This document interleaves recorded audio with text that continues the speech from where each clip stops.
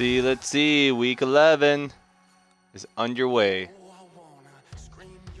And boy, oh boy, has Madden got so close to get over 500.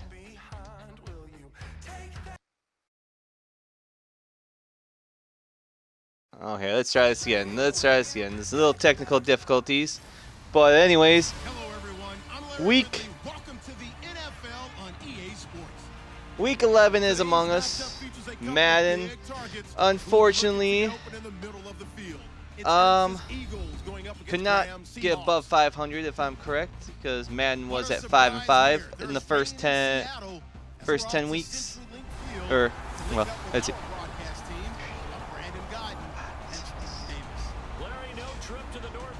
Yes.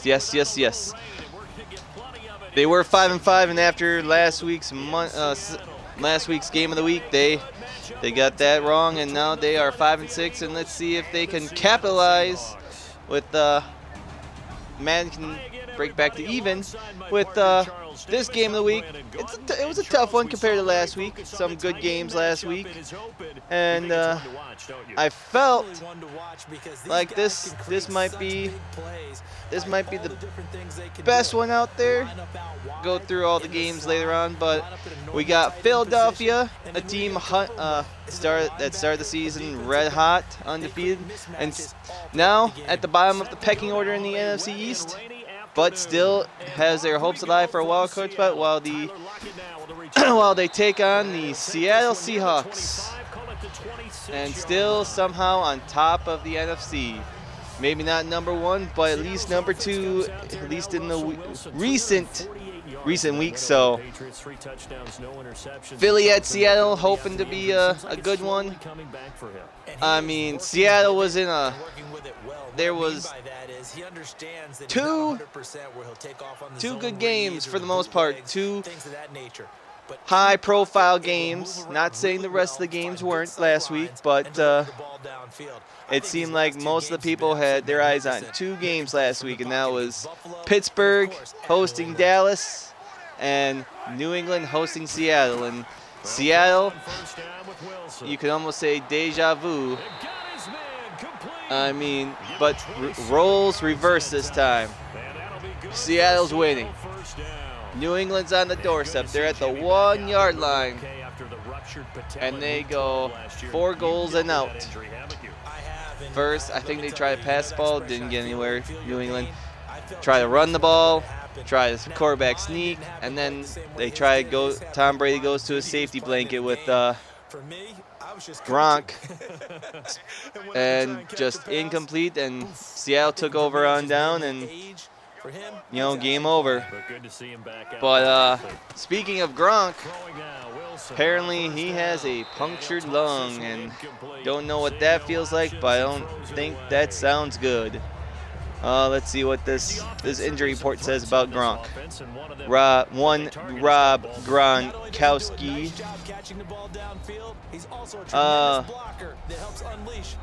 Yes, was missing in action Thursday practice. Well, that's not surprised when you puncture a lung. I mean, the star tight end did not practice and continues to heal from it.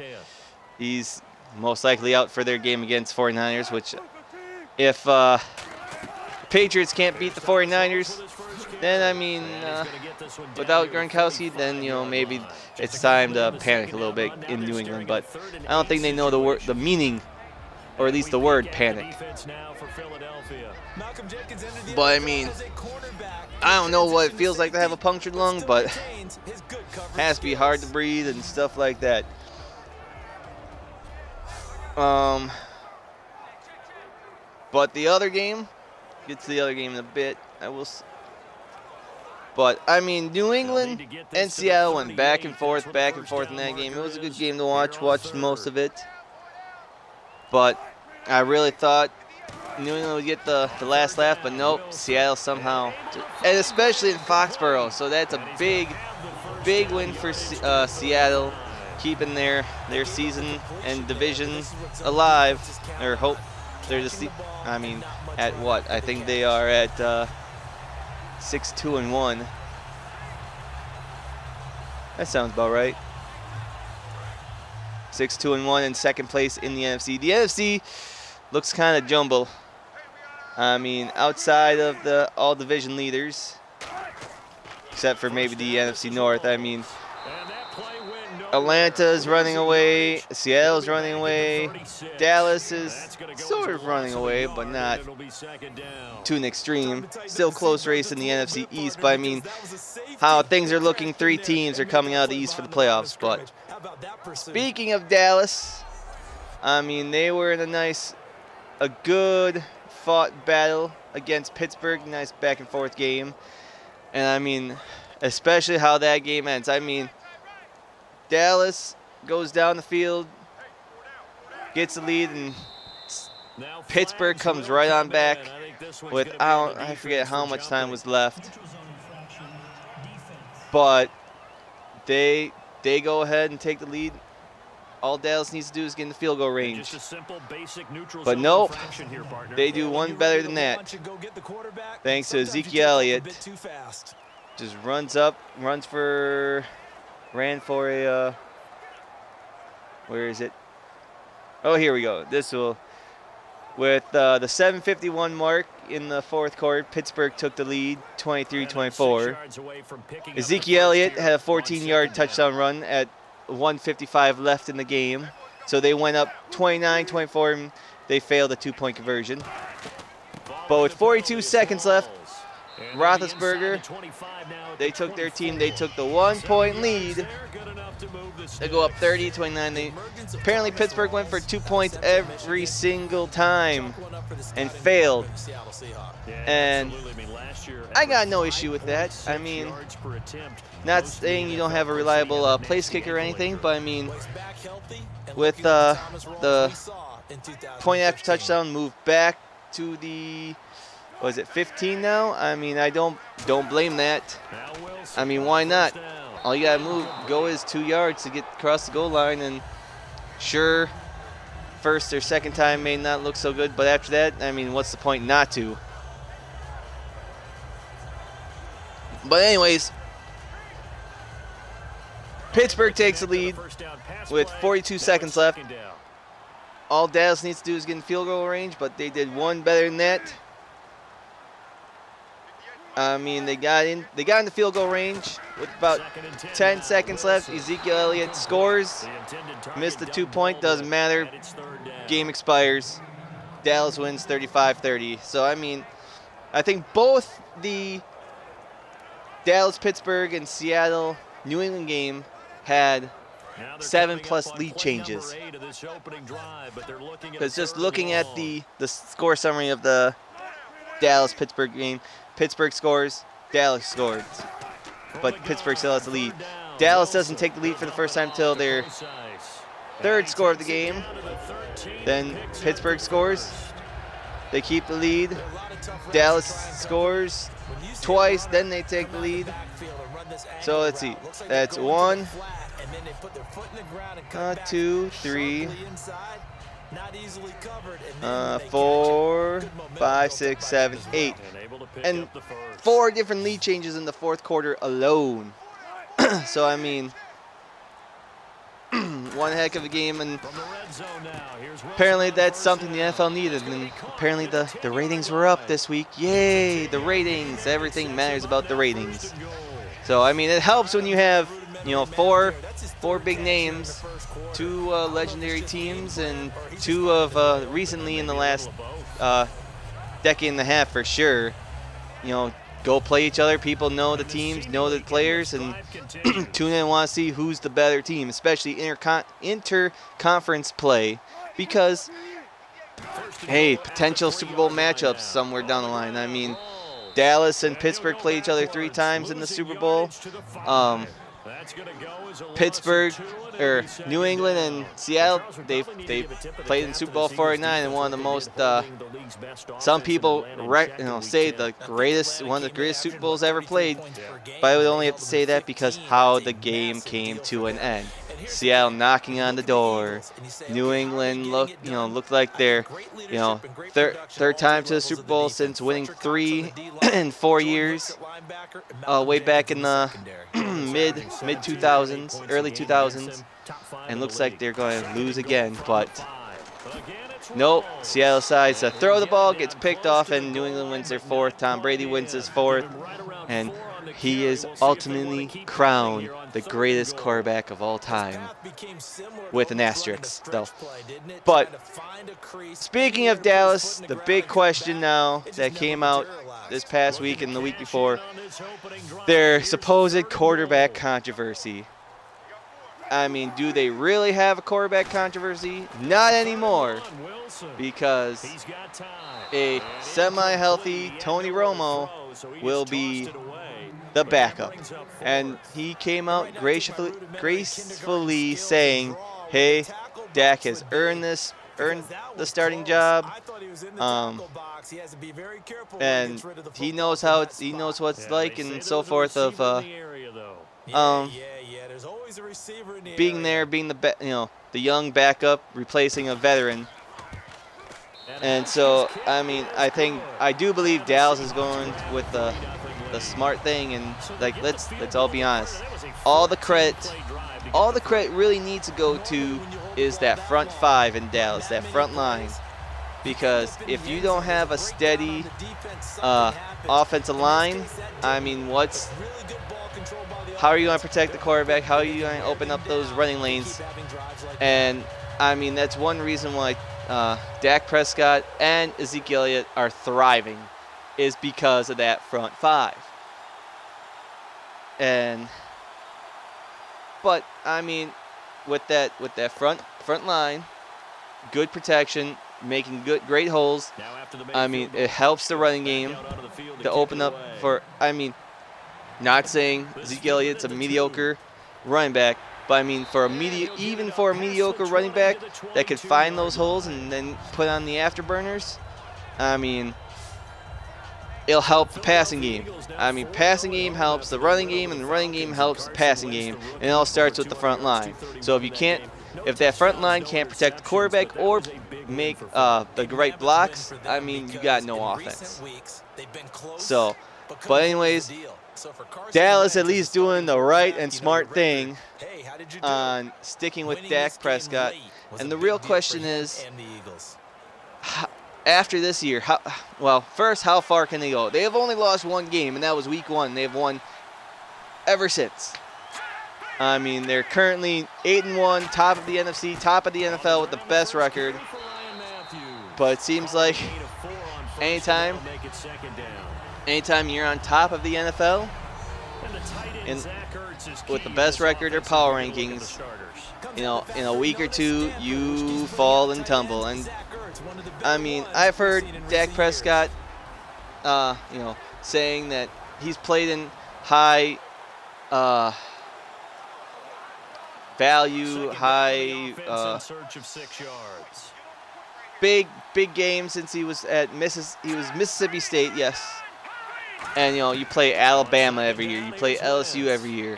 You always play at least, if you're there at least 2-3 years, you're playing there at least once or twice.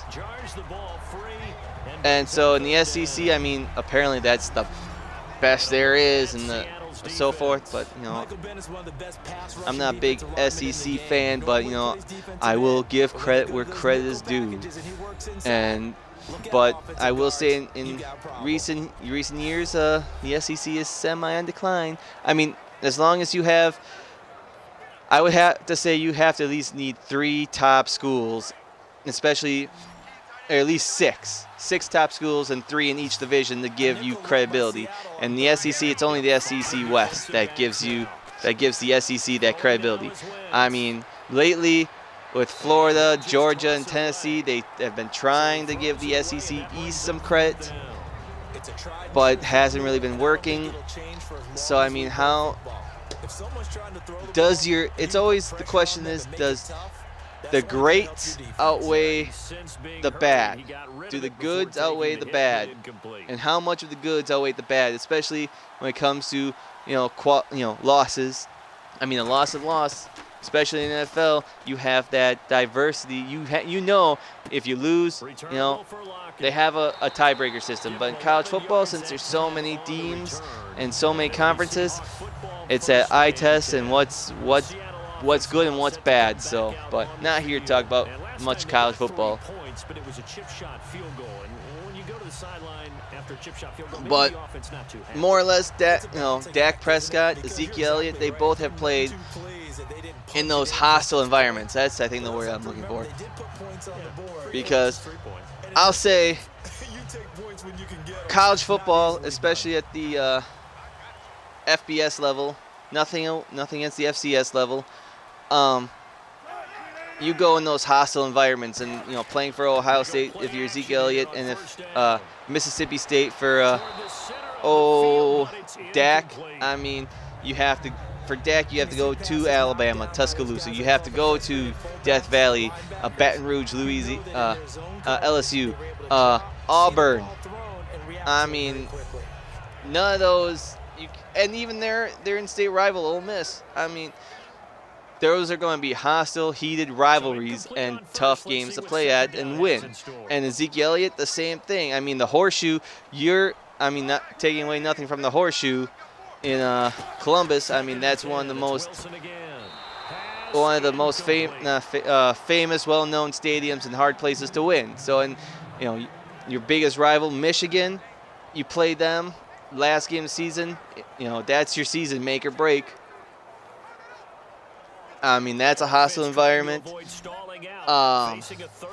Even Michigan State, Camp Randall for Wisconsin. I mean, all those are hostile environments. But if you can tune out the crowd and do your thing, you'll be fine. And I will say, in the NFL, some of those stadiums just can't match the same hostile environment that those college stadiums and schools and programs can match. Because a few weeks ago, Dallas played at Cleveland. I mean, Cleveland's not going to have that hostile environment. And I mean, Dak and Ezekiel, easy, calm, and so forth.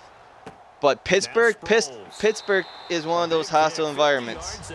I mean, it's one of those tough places to go in and beat your opponent, especially when Pittsburgh is on the upswing and is one of the elite teams. I mean, let's just take a look at where Dallas has played and beat so far this year. I mean, they've been to Pittsburgh, they won Pittsburgh. They've gone to Lambeau Field, they beat the Packers. They went on Washington. I mean, I wouldn't say FedEx Field is a hostile environment, but it's a divisional game, and the Redskins hate the Cowboys as much as each other. I mean, they've won at San Francisco. Niners aren't as good, and so the crowd won't be in it, or the opposing crowd won't be in it. They've been at Cleveland, and same thing. But I mean, AT&T Stadium, that I believe can have the same quality environment of anytime you're the home team and your crowd is loving you, you'll just produce and thrive off that emotion and so forth, especially when you're doing good. And if you're doing bad and people are booing you, it's going to reflect too. But I mean, Dallas still needs to play at Minnesota, at New York, and at Philadelphia. So those three games down the road, Minnesota, I mean, how they started this season, I mean, I was looking forward to that game, but now, not as much. I mean, it would have been a great, hot, heated game, especially in that hostile environment for Dallas, but I don't think so. The New York, the Giants game going to MetLife, I think that's going to be a tough game, though, for Dallas. And then at Philly, I mean, I wouldn't think division might be on the line, but I don't think playoffs hopes. Just divisional crown might be on the line. But at Philly, I think that's another tough place to win, especially when, I mean, it's always a tough place to win, especially when the home team is not just a crowd favorite. Well, that's an understatement, but I mean, that makes no sense. But I mean, especially when they're doing great. it's really hard to get a play started then because a lot of teams want to. But that's true about anything. Running the football, but against a good forward But you may not find any space. But on that play, there was zero what else? space. What other news do we have floating around the NFL this past week? I mean, my Green Bay Packers, they decided to pick up another running back. I mean, okay, Seattle, they got their main starter back. What's his name? Thrall. And I have Seattle playing, and I don't even have that. So much for doing my research, right? Seattle cut their starting running back, their team's leading rusher, Christian Michaels. Yeah, Seattle's running back, Thomas Rawls. He's back. He's back with Seattle, so they decided to cut their team leader, stat leader, Christian Michaels, and my Green Bay Packers decide to pick him up. And the real question is how long do the Packers keep him?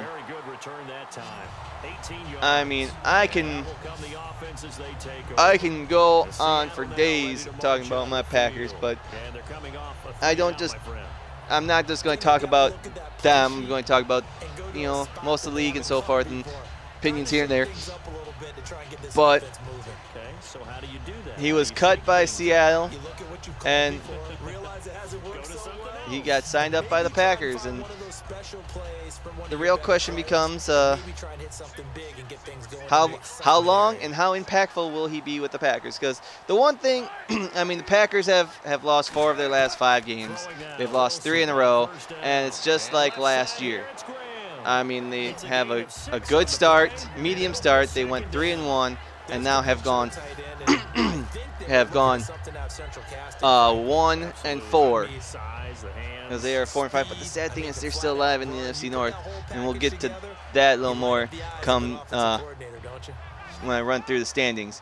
But I mean, injuries, yes, have plagued, but not running ball does not help either. But offensively speaking, when they need to score, they can march down the field and score. But when their defense, they need to rely on their defense as of late to stop them. This too many injuries has prevented that. And you're not going to win games. But like I said, but they're still alive. They're still alive in the NFC North, which is sad but true. So it's going to be interesting down the road. From the gun on 3rd down, Wilson surveying Woo, nice catch there, Jimmy Graham. Oh man.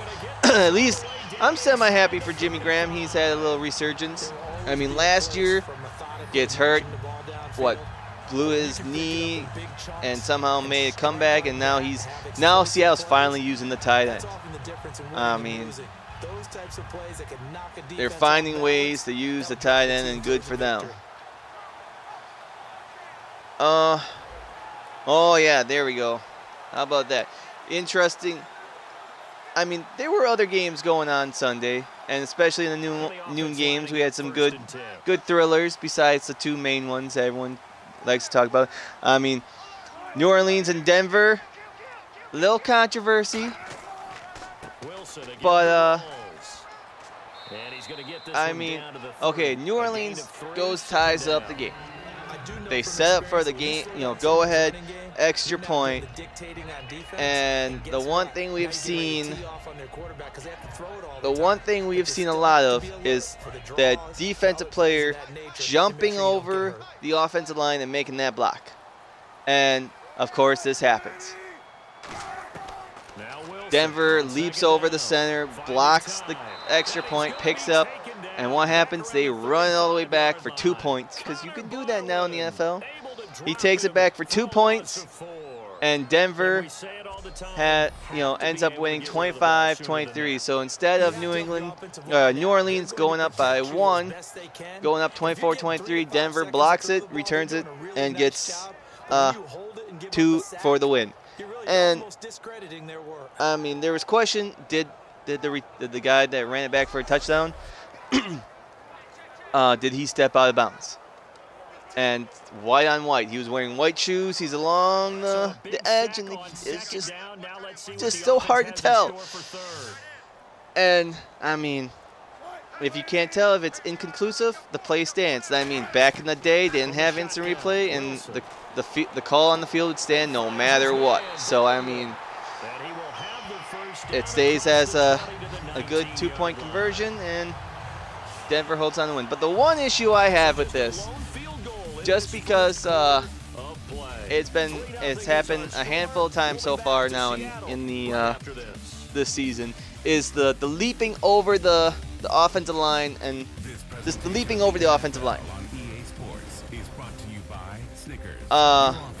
Because in the rule book, I do believe it says you can jump over the offensive line, but you cannot make any contact with either your team or their team. It has to be a clean jump, and I didn't really see a good look or so forth and how clean the jump was. But I mean, it's one of those things that's just too, like, they're close, but they just don't call it. If, like, I mean, all the center has to do is just, as soon as they snap it, just come straight up. But like Denver perfectly executed it. Their two defensive linemen take out the center and left guard, both go low on them to make the leap efficient. And so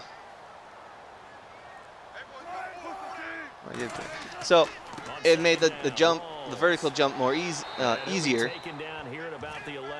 So, but the Sunday night game a couple of weeks ago with Arizona and Seattle, Seattle's player, he did that twice and it looked like he made contact, but no flags were thrown. I mean, it's kind of obvious when you put a foot on your fellow player's back and you jump up. But I mean, I truly think the NFL should just outlaw, make that illegal. You can't jump over the defensive line. You can't make that leap. I mean, it's a timing issue, and I mean, I love it. I do, because it's like you have to time it just perfectly to make that jump, but it's always just risky, and it just seems like the referees can't tell if get touched or not. I mean, if why Seattle? That's poor mistake. Poor mistake. But I will say, if like the NFL does, like, if the NFL makes a rule like in the Canadian Football League where you can challenge a penalty, like for pass interference in the CFL, you can challenge if there's pass interference or not, I think. If you could challenge penalties like that, if that was a reviewable play, like in the NFL you can challenge too many men on the field. I don't think you can challenge offsides, but you can challenge too many men on the field. If that becomes a rule where you can challenge, like, did the player, was he touched or so forth, or a clean jump, then I'm okay with it. If they can make a reviewable play, I'm okay with it. Otherwise, I think the NFL should just make it illegal. You vertically jump over somebody, that's part of leveraging or so forth, safety reasons, and then I have no issue with that either. But I'm sure it's going to be one thing that's going to be brought up in the postseason and off-season meetings for rules change and so forth. So we'll see. But some other good games last week. You had a Monday night game. The Giants and Cincinnati was close. That was a good one. I even would say game of the week I had last week, Miami San Diego. That was a good close one. Good. Los Angeles and New York Jets, 9-6. I mean, Jets start a new quarterback, and what happens? They still lose. But anyway, speaking of the Jets, let's take a look at current standings and see what the playoff picture looks like. I mean, the playoff picture is kind of sifting out right now, getting a little clearer of who's going to be in and who's not. But we start off in the AFC. Somehow, still not somehow, but excuse me. Looking at the standings, we start off in the AFC East as usual. And same old. We got the New England Patriots on top of the East at a record at 7-2, holding a steady 2-game lead now in the East. I mean, the Miami Dolphins now at 5-4. They're 2 games back. When do they? I don't think they've played twice already. I could be sadly mistaken. But yeah, week 2 they played New England, and they played New England. The final week of the season, and they host. The Dolphins host New England. So that will be an interesting matchup, especially say. I mean, I don't know what. Look at New England's schedule real quick. See. In the slot on the right is Graham. Oh, come on. Let's try this. Look at New England's schedule real quick and Miami's schedule real quick. But the rest of the NFC East, Buffalo, they're not quite there, but not quite out of it at 4-5. I mean, their net score is 34. Miami's -2. So explain that. And of course, the lonely Jets round out the bottom of the East. I mean, right now, they're just looking for a good draft pick, it seems like. Obviously, they're not going to pass the Browns, but who knows? The Browns might just get red hot at the right time and just start chugging for a first place. But let's see. Miami's won 4 in a row now. They take on they were at San Diego, then they go back. They go to Los Angeles this time. But Los Angeles, San Francisco, Baltimore, Arizona. I mean, they finished with 3 games against their division, Jets, Bills, and all honesty, how Miami's playing, these are all winnable games in my mind. As long as they keep up that running game, Ajayi, I mean, they can. I'm pretty sure they can beat the Rams. I'm pretty sure they can beat the Niners. Ravens, depends on which Raven team shows up. They host Arizona, same thing, depends on which Cardinals team shows up.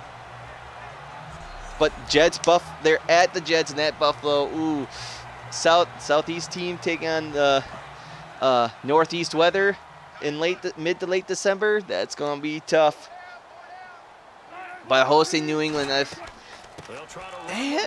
think they have a legit chance, especially to make a run. I mean, they can't make too many mistakes, but they have a good schedule ahead of them. New England, on the other hand, they just came off their bye. They lost. But, I mean, they're at San Francisco. They're at the Jets. They take on the Rams. They host the Rams and host Baltimore. I mean, Niners, Jets, Rams, right there. That should be easy pickings for the Patriots. The Baltimore game depends on who shows up for Baltimore. But then they're at Denver. That's where. Excuse me. That's where that could be one of those other games that New England may stumble down the road to give the Dolphins a chance. But then they host the Jets and then they're at Miami. So Miami might have a chance to make the playoffs looking at their schedule. So at the moment, they're on the outside looking in. They're the 7th seed in the AFC, but I mean, they're just a game out. So, but moving on to the AFC West, the best division, I might say, in the AFC. Here's the funny thing. Since Oakland had a bye last week, and Kansas City somehow miraculously coming back 17-0 in the fourth, came back and beat Carolina, win 20-17. With that win, Kansas City beat Oakland earlier in the season. They leapfrogged Oakland and now are the second best team in the AFC. The Kansas City Chiefs at 7-2, but Oakland's right there. Oakland is right on their tail. And then Denver, don't keep Denver out. They're still there. They haven't had their bye yet, but they're right there at 7-3. Both Kansas City and Oakland are 7-2, 1-2. Denver is 7-3, and San Diego, I still want to say, is the best worst team. I mean, at a 4-6 record, the Chargers, they would be in it in the AFC North. They would be in it in the NFC North. They would still be alive in the AFC South. But they have a net plus 14. Net points of 14.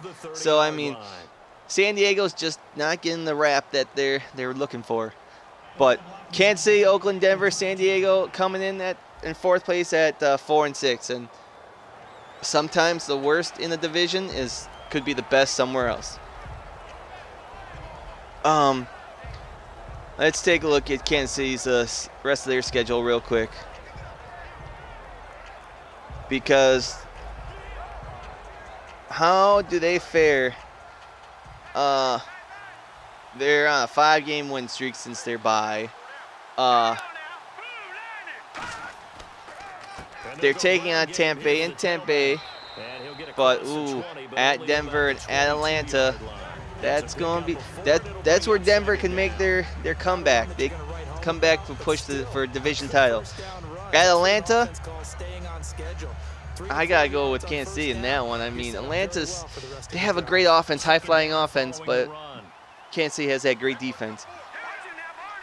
But then hosting Oakland, hosting Tennessee, hosting Denver, and at San Diego, Kansas City does not have an easy. I mean, in my opinion, hosting Tampa Bay this week, I feel like that's their easiest game left on the docket. Because at Denver, at Atlanta isn't easy. Hosting Oakland, yeah, they beat them, but that's going to be a different team come December 8th. Tennessee might be pushing for a AFC South title. And then hosting Denver at San Diego, 2 divisional rivals. You play 3 of your divisional rivals in the last 4 weeks, always going to be tough. Let's take a look at Oakland's and Denver's rest of the schedule and see what's more probable. Because I know Oakland takes on Houston this week in Mexico City on Monday Night Football, the last international game of the season. But Oakland just came off their bye. They're taking on Houston. They host 3 straight home games. Houston isn't a home game. They're designated the home team. They're in Mexico, though. Carolina, Buffalo. I think they got that. They got that handled. Thursday night game again. That's a Thursday night game. Kansas City. They're at Kansas City, at San Diego. Same here. 3 of their last 4 games are divisional rivals. They're all on the road. So Oakland's going to hit a few speed bumps down the way. Those aren't going to be easy wins. And I'm not even going to say Indianapolis is going to be an easy win at home. Denver, well, let's see. They're on bye this week. They come back. They take on Kansas City Sunday night. That's not going to be easy, but Jacksonville, that should be theirs. At Tennessee, depends on which Tennessee shows up. New England, hey, in all honesty, all three of these teams could crumble down the line. But we'll see who's elite. Okay, speaking of elite, the AFC North is not. With Baltimore at 5-4, Pittsburgh at 4-5 comes in second. Cincinnati, oh my goodness, maybe it's a good thing. Maybe it's a good thing they suck. At 3-5-1. I mean,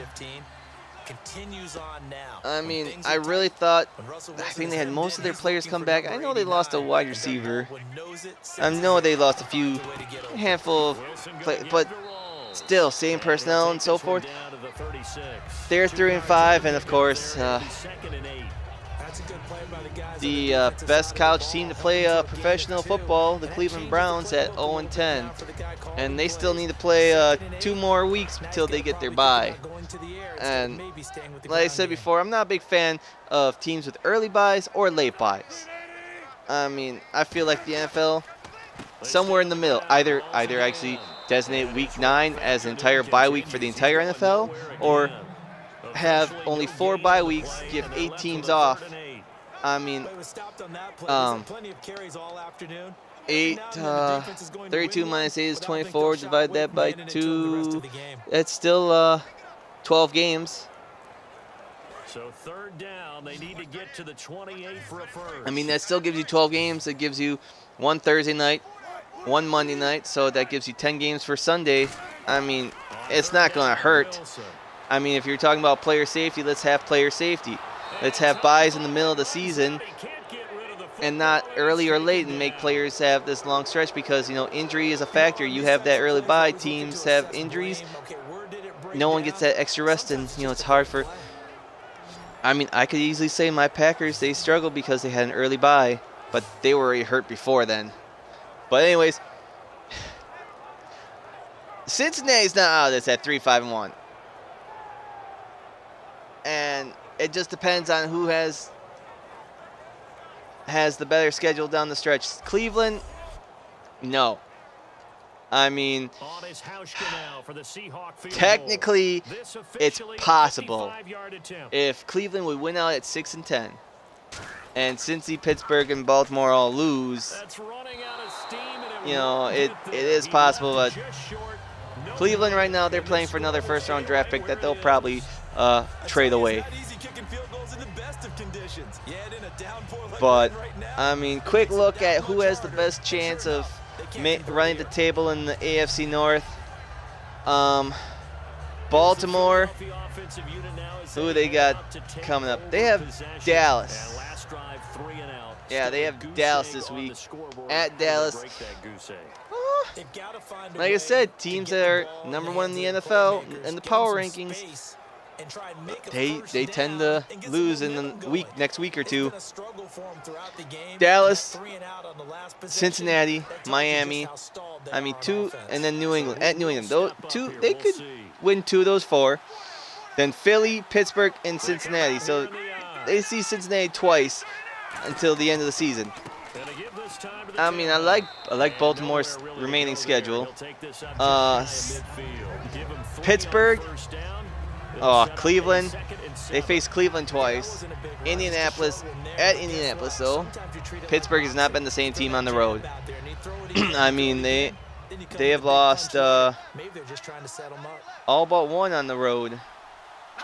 Because they started the season on the road at Washington. They beat the Redskins. They lost at Philadelphia. They lost at Miami. They lost at Baltimore.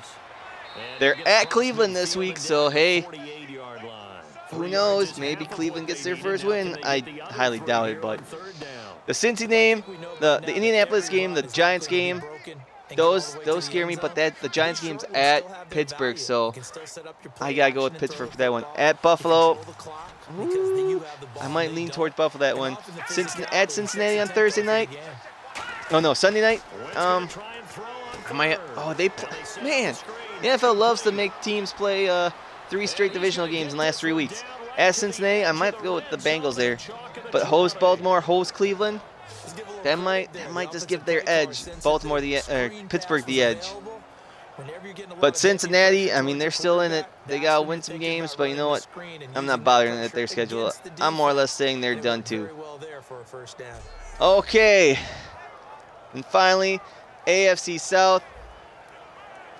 Houston comes in with a decent record at 6-3, reasonable record. At 6-3, Tennessee's 5-5. They just got over that hump. The only team with a positive net points at 13. Indianapolis 4-5, and Jacksonville, the team that I hopped on the hype train at the beginning of the season, thought they were going to choo-choo make that big move, but really disappointed and haven't, and they're 2-7 at the bottom of the South. I mean, they're not out of it, but give it another loss or two, then they will be. Houston, I think they're still trying to find their identity with Brock Osweiler and in that offense. I mean, they are J.J. Watt less, but I mean, they're 6-3. They have a negative 27 net points. Not looking good. This division is still up in the air, just like the North. I mean, you have 3 teams fighting for one spot, and probably only one spot. No playoff, no wild card hopes for the other teams because they're just going to be too beat up to fight for that division title. And the semi-tragedy that I don't know where I lie on is that one of these division winners will get to host a home playoff game. Now, I got no issue with you win your division, you get a home, you get a playoff spot. I got no issue with that. In recent years, I think I flip-flop. I was on the side of you win your division, you get that home playoff game. Now, I think I'm really leaning towards I wouldn't say top 2 teams. I'd stick with if the wild card teams have a better record than the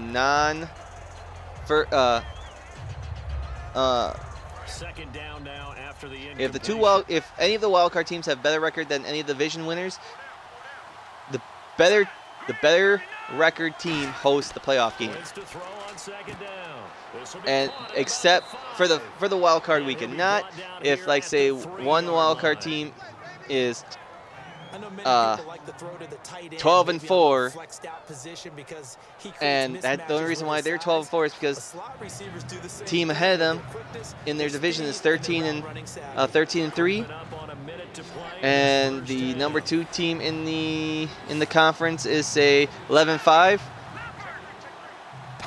I wouldn't have those 2 teams first round buys. The other play each other's, but only for the wild card is if wild card weekend. If the wild card teams have a better record than division winners, I would be in favor of the wild card teams hosting the home playoff game. I'll be in favor of that because I think that's a little more. I mean, you won your division, you at least got your ticket punched to make the playoffs. Now, hey, you guys just have a better record, you can get a home playoff game. Because there's been plenty of times where teams have been sub 500 having a playoff game and hosting it at home and win. Not taking anything away from them, but let's see you do it on the road, though. Different environment. So, anyways, that's the AFC. I mean, besides a wild card race that's not really there, it's divisional races in the North and the South for sure. The West, it's more like who's going to be division winner and who's going to be the 2 wild card seeds. We move on to the NFC. We start in the East, and of course, the Lone Star State is the only one standing at top with only 1 loss. The Dallas Cowboys at 8-1. I mean, how do you do it? You start the season 0-1 and win 8 straight? Well, it's easy. the previous year, you'd be one of the worst teams and play against crappy opponents as you improve. Because the only thing that you didn't have last year was a quarterback. And I'm sure on their sideline they're thinking to themselves, okay, Right. do we still want to try one from But that position again? And I coming would right dare behind the say Cowboys, we have answer would be Giants, yes. the They're New gonna York have Football lots of Giants at confidence in 6-3. their They're just to be on the safe they're side, one just game so up. their They are offensive one game guys up on can get a Dallas little bit closer this because time. they beat them Yeah, head to head. I'd rather get in the end zone But first and foremost, but if all because of else week 1. fails, Then Washington goal attempt for at him. 5-3-1. They're still alive. They would have the 6th seed in the wild card, 6th seed in the NFC playoffs. And Philly, 5-4, still alive, but have a long ways to go. I mean, what's the possibility that Dallas goes 15-1? I mean, I know they still need to play. They need to play the Giants. They need to play the Eagles again, and they need to play Washington again. Dallas will have a short week this week. They host Baltimore. Baltimore depends, like I said, which Baltimore teams they show up. But they have a short week. They host Washington on Thursday on Thanksgiving. And how rested will Dallas be? I mean, yes, Washington plays Sunday as well, so they both be tired. But how well rested will Dallas be? Will they be ready for that Thursday game? Especially the divisional game? It's going to be close, I say. I think Washington might just get the edge. Depending on... Oh, and I mean, Washington even has a shorter week than Dallas. Dallas plays on noon on Sunday. Washington, they played the Sunday night game. And so they have even less time to rest. So maybe I'm going to be more in favor of Dallas of winning. So, and then they're at Minnesota. How Minnesota's been playing, been cruddy, but hey, that game just might be one of those that's like, hey, just sneaks up on Dallas. Like, there's a team that has great record to start the season, but have slipped, and so they still have something to play for. Minnesota still has to play for the NFC North because that North really sucks. But then they're at New York, redemption time, Tampa Bay, host Detroit. I would think those would be a little more easier games. But then they're at Philly. At Philly won't be easy, especially depending on what the weather may be like there. So, I see Dallas at least slipping up maybe 2 more times and going 13-3. At the worst, I would say. And I would say at least between either at New York or at Philly would be a loss, and my surprise loss would be at Minnesota because Minnesota has nothing to play for except for a divisional title. So, but the Giants, Washington, Philly, they're all in prime form of fighting for the 2 wild card spots. Moving on to the NFC West, we have, of course, Seattle. I don't know how the heck Seattle is where they at. I'm just still not a believer in Seattle, okay? Until, say, they win. If they could go and win 3 straight Super Bowls, I'll be a believer. But until then, I will not be a solid believer of Pete Carroll. I mean, it's heartbroken. I know Russell Wilson only played for Wisconsin for 1 year, but that was an amazing year. But I don't know how they just do it. I'm hoping they're going to be regretting of cutting Christian Michaels. I hope they regret that.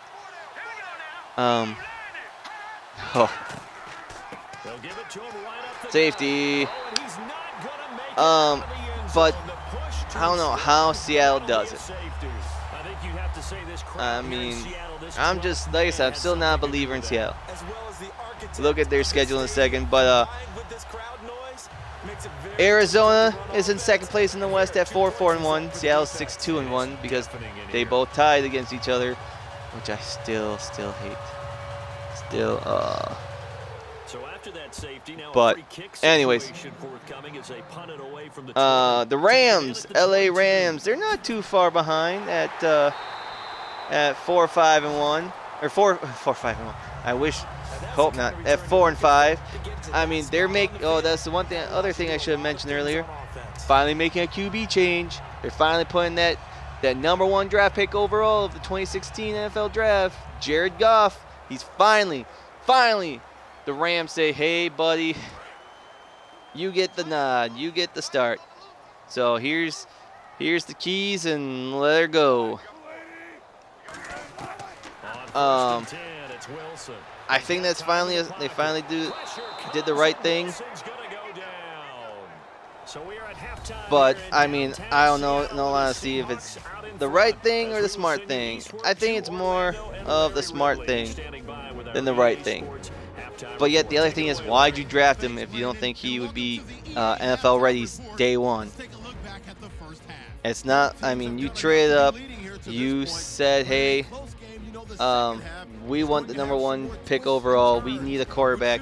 You got yourself a quarterback, but then you wait until week 11 to start him. So, and then the San Francisco 49ers win week 1, haven't won since. They're the reverse, the opposite of the Dallas Cowboys. I mean, who would think after week 1 San Francisco be 1-0 and Dallas be 0-1? But since then, they have maybe there's a link there. Next time one does, maybe when Dallas loses, San Francisco wins? Huh? Maybe there's that link? Who knows? And speaking of the Niners real quick, I mean, last week I mentioned how Colin Kaepernick, Mr. Let's take a knee. Nothing against him taking a knee, protesting national anthem because of interracial inequality and treatment. But I mentioned that he didn't vote last week, and he's been harped on that for not voting, because he said he thought it was going to be hypocritical because the system's broken. Why participate in a broken system? And didn't like either of the two major candidates. I forget if I mentioned that last week or not. But anyways, just want to recap that. And it's like, how he's talking, how he's saying this. The system's broken. Why participate? Nothing's going to get done anyways. Well, obviously nothing can get done if you don't participate.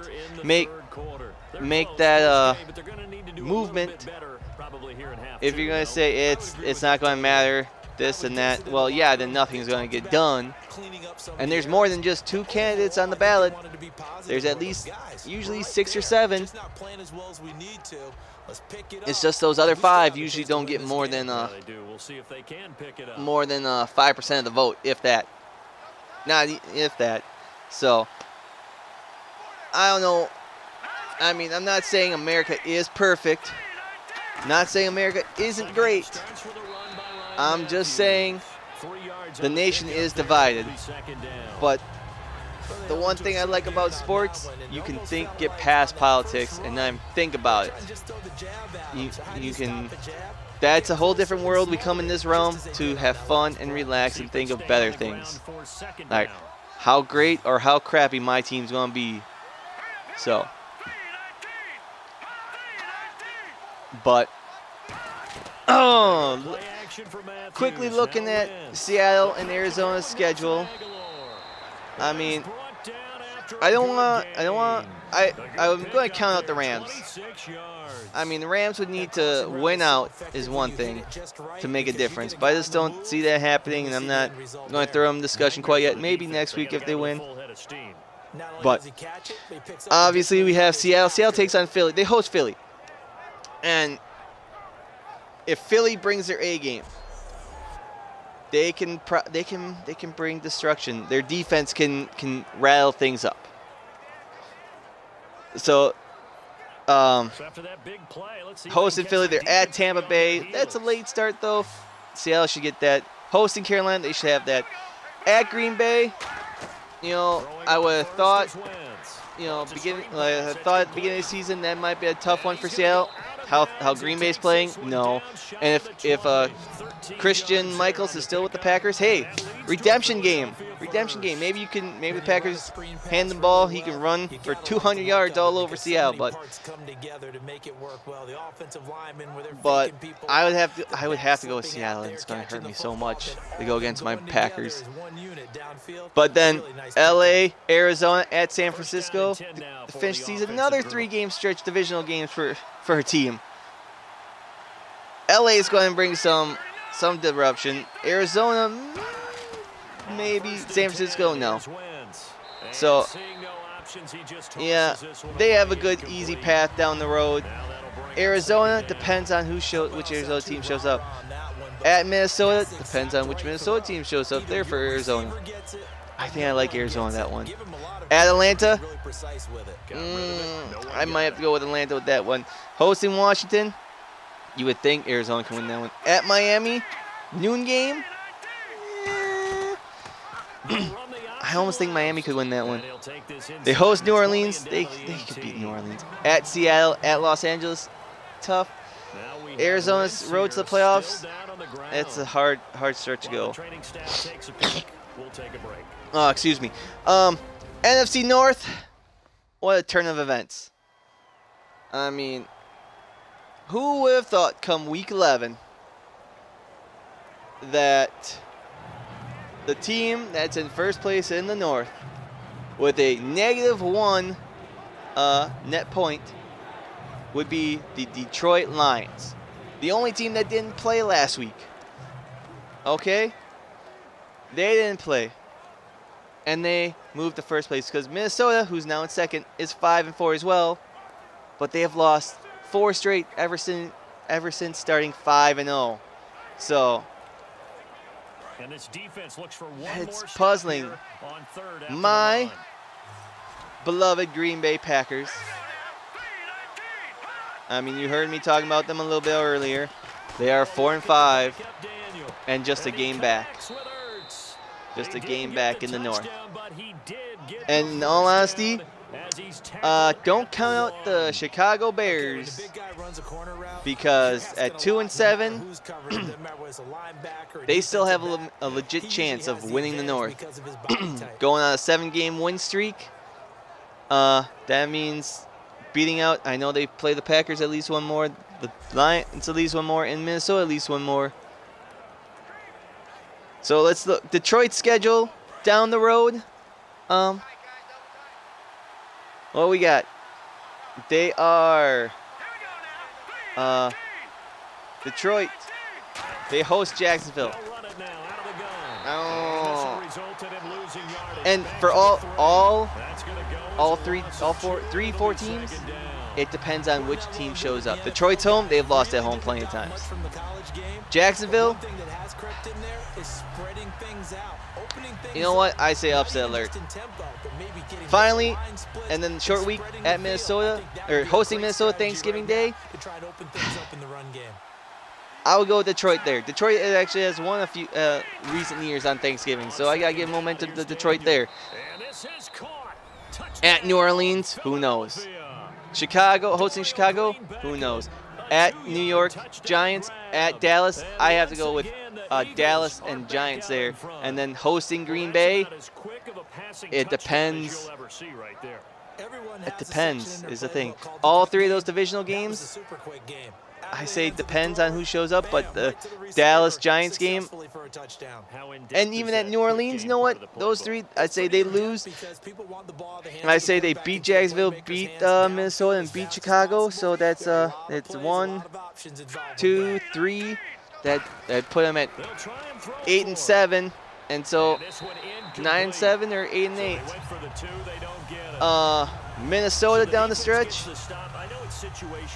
I mean, they host Arizona. I gotta go with Arizona. I think their losing streak continues because that front line is just awful. At Detroit, I said they're going to lose, so they go from 5-5 to 5-6. They host Dallas. You know what? I think they might just pull one off because they got nothing to lose. So 6-6. They're at Jacksonville. 7-6. Indianapolis, you know, no, 6-7, 6-8. I hope the Packers beat them. 6-9, and then Chicago, who knows, because they'd be out of the race. Let's say 7-9, just to end around even. The Packers, I only won. I know they're at Washington. You know what? I'm going against my Packers. But, you know, like when the Packers hosted Indianapolis and at Tennessee, both announcers, this is a must-win game for Indianapolis. This is a must-win game for Tennessee. You know what? This is a must-win game for Green Bay. Okay, how about that, huh? But I say they split. They lose at Washington, but they beat Philly somehow, or one or the other. I'll put it that way.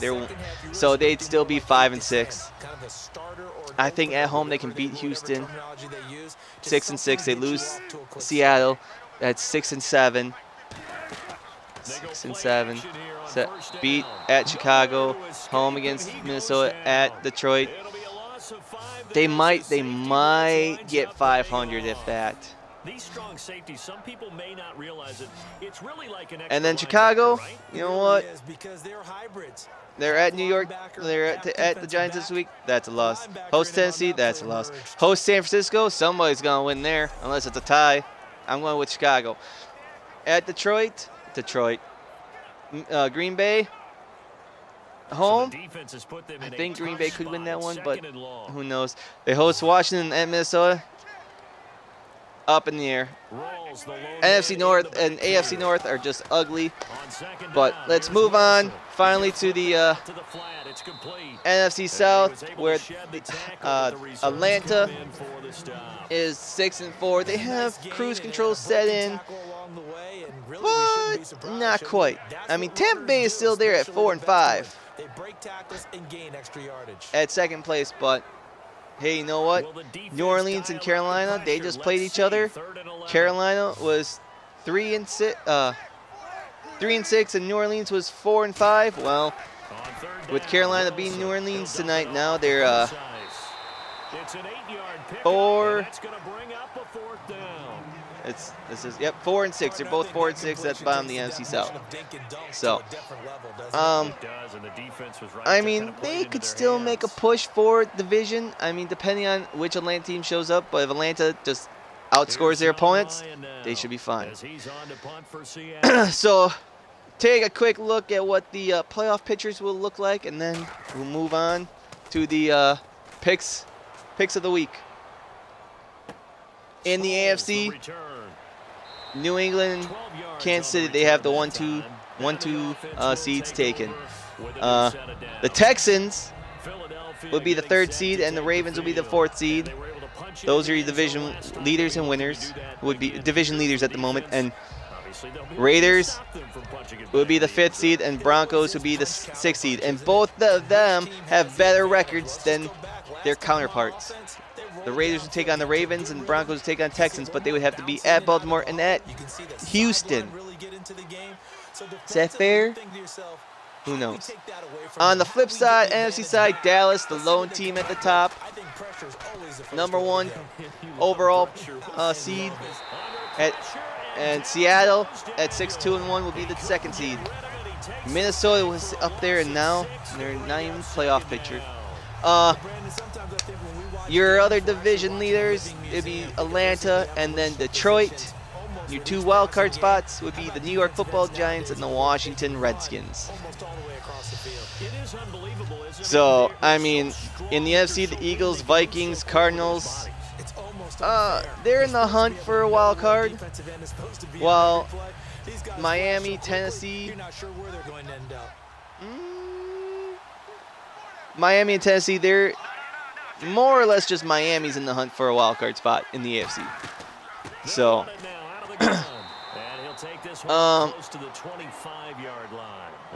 gotta take a little break.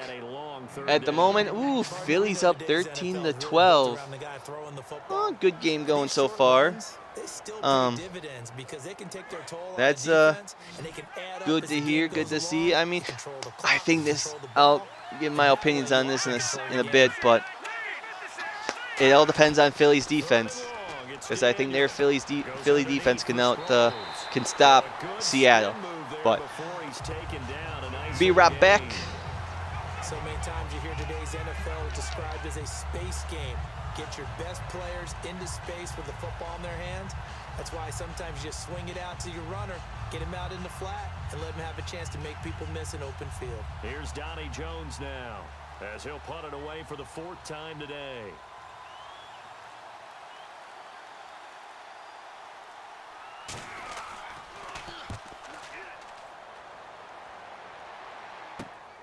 This is taken at the 23. A good return there, call it 13 yards. And the offense will come back onto the field for the 1st and 10. We put our attention now on the Eagles' defense. They have a little something to build off of from last time with a 3-and-out. And what they have to build off of? Great confidence right now. Being able to stuff someone on a 3-and-out, you feel like you're in control now. You're doing the dictating. They want to see if that can continue as this game progresses. Will it continue? We'll see.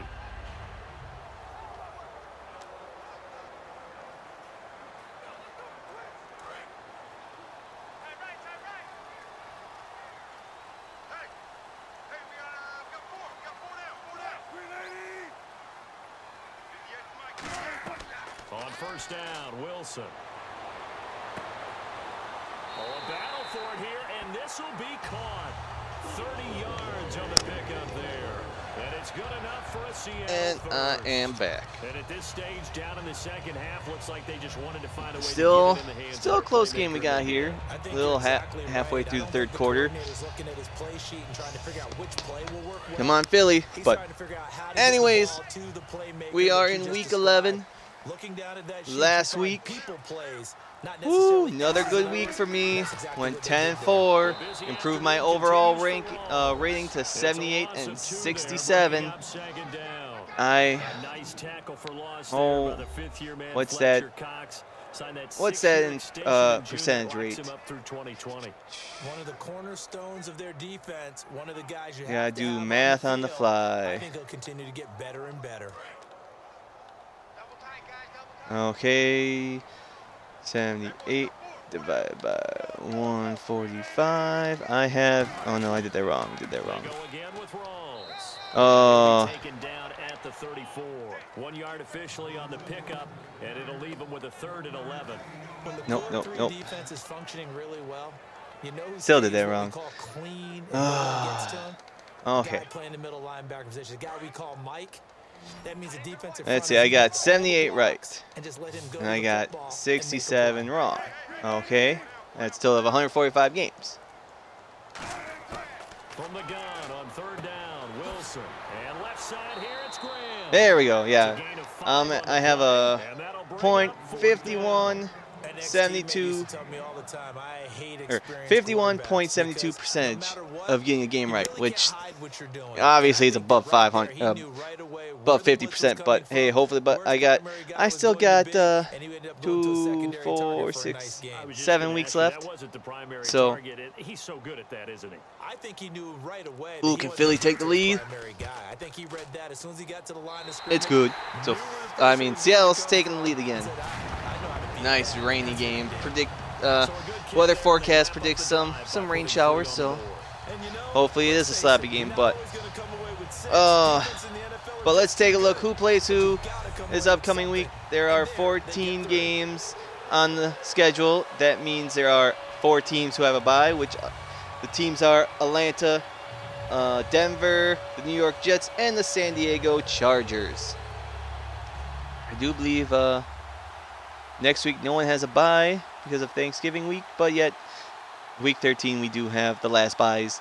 So just 2 more weeks of byes and then we're at full strength again. But our games that we have for week 11 started with Thursday Night Football. We had New Orleans at Carolina to kick off Thursday night, and I picked Carolina in that one, and Carolina did end up winning 23-20 in that one. So they were dominating that game. They let New Orleans come back just a little bit, but they hanged on with that 3-point lead. I think the only 3 points they scored in the second half. But so I'm already 1-0 to start week 11. But the other games for the week, we have Buffalo at Cincinnati, Pittsburgh at Cleveland, Baltimore at Dallas, Jacksonville at Detroit, Tennessee at Indianapolis, Tampa Bay at Kansas City, Arizona at Minnesota, Chicago at the New York Football Giants.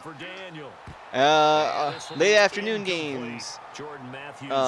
Los Angeles, Miami at Los Angeles, New England at San Francisco, Philadelphia at Seattle, my game of the week. Green Bay at Washington is the Sunday night game, and Monday Night Football live from Mexico City, Mexico. Houston at Oakland. So, I mean, there's not really some big name-grabbing games out there. I mean, New England, San Francisco could have been if San Francisco was still a good team. Dallas, Baltimore, same thing. Baltimore was just a little bit better. Even Minnesota, Arizona. I mean, when the season started, both those teams looked like, hey, good defensive teams, a great late season game. But now both teams are trying to find out where they're going to go. Are they going to be at middle of the pack or at the bottom half of the pack? But let's get underway. Ooh, deep pass. Ooh. So fourth down Philly. Okay, we start with Buffalo at Cincinnati. They have about 5 or 6 plays per game that they call shot plays or big plays, and you don't get many opportunities who knows? to dial them up, and they just did. Half the time, I just go with the home team. I will flat out say that. Because this is a tough one. Buffalo and Cincinnati, they're still trying to figure out where are they. Buffalo at 4-5, Cincinnati at 3-5-1.